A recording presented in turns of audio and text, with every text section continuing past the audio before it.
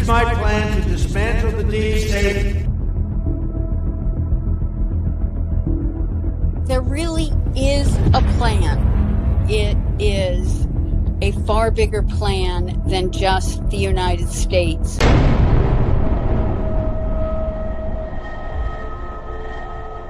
What I can confirm for you is that the military had wanted to take Obama out, and then they convinced Donald Trump to run, and so they postponed this plan. We are witnessing the great reawakening. We started a great positive revolution. Trust the plan. Trust and know there are a large group of people working on that plan, and they have every intention of making that plan come to complete fruition. We're essentially fighting the entire globalist elite power structure that wants to control the world. This is the corruption that President Trump was sent to Washington to get rid of, and it's all just starting to come to light. In one of the first debates, Donald Trump had said in response to Jeb Bush that he had 200 generals behind him. And behind that are the troops of those generals. This is the final battle. With you at my side, we will demolish the deep state. What we're really seeing unfold is something that is to give us hope, but to also know that there are people who are fighting the evil on behalf of us, which is really, really important. Most important battle in our lives is taking place right now as we speak. For 7 years, you and I have been engaged in an epic struggle to rescue our country. My fellow Americans, for our movement, for our children, and for our beloved country. And I say this, despite all that's happened, the best is yet to come. We're going to complete the mission. We're going to see this battle through to ultimate victory. I'm not on the white hat or the black hat side. I am on the military side. I do get some information because of my security clearance that I only can repeat once I'm given an okay. We operate in silos, so it's only within my task force that we can share a lot of information. If you're president again, will you lock people up?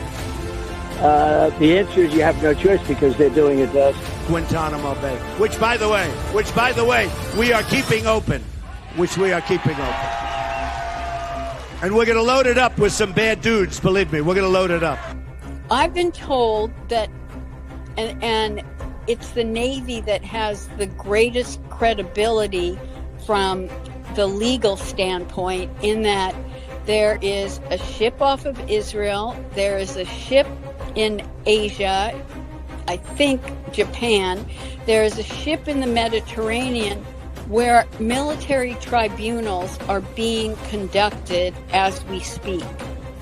The military is fully aware of the fact that it is going to be difficult to break through to some of the people, and in fact, with the concern to head off a civil war, some of the military tribunals will be to take out the moneyed people who have been funding BLM and every other activist that is going on.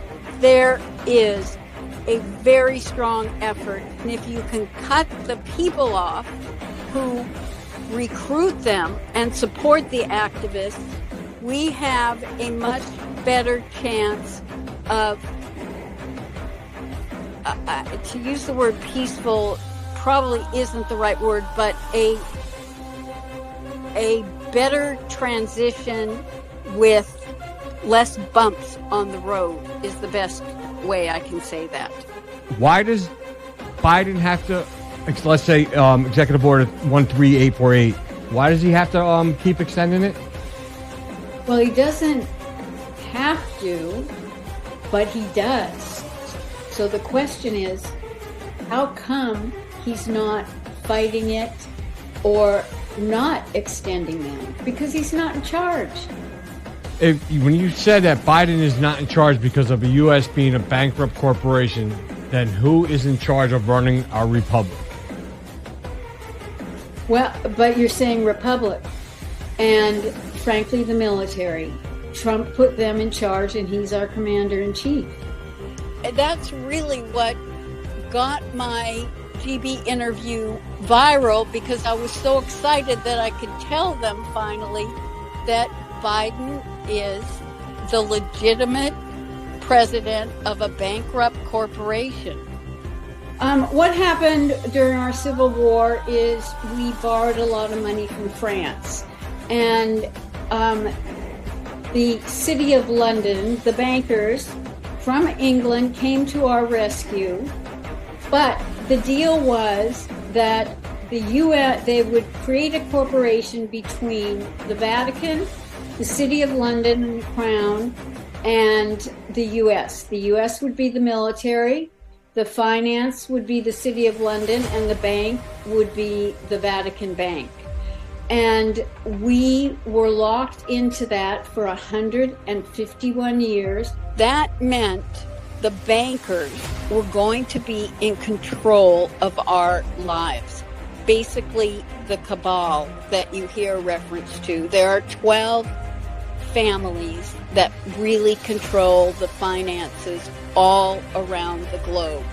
It is something that has been running the world. The cabal, the bankers, have really been running things. And for Trump to go against them is, you want to talk about courage? You want to talk about a warrior? You want to talk about someone taking on the people that have been most powerful financially?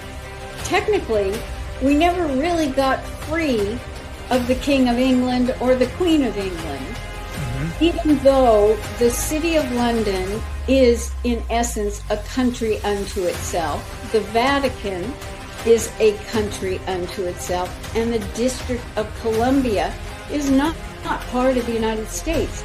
D.C. was centered off and basically made their own entity with their own constitution. The U.S. Constitution does not apply to D.C. They don't have any representatives, and they operate on their own. When Trump was coming over to meet with the Queen, something big was going on, because if we think back, that entire trip that he made around the world, he started in Saudi Arabia, and only the king normally has a sword in the sword dance, but it was given to him. After he left, that particular king was now out. He was arrested with 200 other Saudi Arabian royals, all put in the Ritz-Carlton, because Trump dropped off documentation about the child and human trafficking that was going on. Then he made a trip to Israel, because he had to let them know and start the Abraham Accord thinking going along. I mean, that had been going on in the background. But then he went to the Vatican. And so when Trump came over in 2019 to meet with the Queen, that was Trump speaking in optics to let us know that he had now informed her that his plan was to file bankruptcy and to end the U.S. corporation. It would not be in existence after 2020. I think that once Trump comes back, we will definitely be cutting our ties with some of the established Nazi organizations. The World Economic Forum, that's the Davos crowd. That's the corporate world.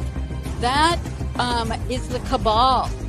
And as Klaus Schwab has said with his Young Leaders program, that he's got people in every government. Hillary Clinton never, or the Clinton campaign never expected Trump to get as many votes as he received. They were already cheating, and the military had stepped in to make sure that that fraud would not go through in 2016. He knew that there would be more fraud in 2018, and he knew it would happen in 2020. Democrats are very good at this. They started a year before the 2020 election saying, oh, if Trump loses, he's never going to leave the White House. Well, he knew he was going to leave the White House. You know, he just let them go on with that. And he did not bring the receipts that the military had, because he knew if he did at that point, one, it would only solidify the Democrats' comment that he had not planned on leaving the White House if he lost. But more importantly, he was concerned that there would be a civil war. And that was something he knew he had to make sure did not happen. Trump believed that he had to let this happen because you couldn't tell people anything. Right. You had to let them experience it. One of the beautiful things of the pause, if there is such a thing as a beautiful thing, one of the important factors of the pause is that we see how bad they've done. So we will be able to do it properly, and it will be much easier. Everybody will agree with us because everybody sees what a bad job has been done during this 2-year period, and it will be a 4-year period. Everybody sees that. It will be much easier for us to do what has to be done. There's going to be a triggering event, and I think the big triggering event is going to be the Georgia case.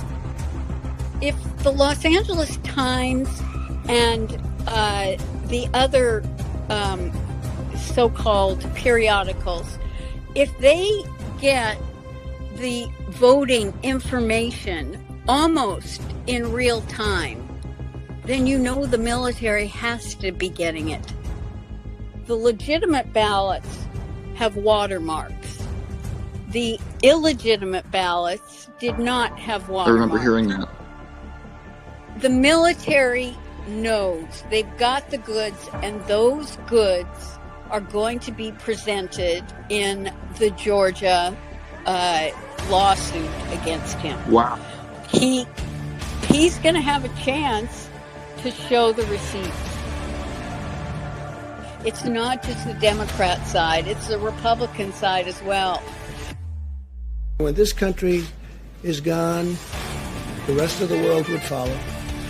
The rest of the world would follow. That's the importance of this country. I will shatter the deep state and restore government that is controlled by the people and for the people.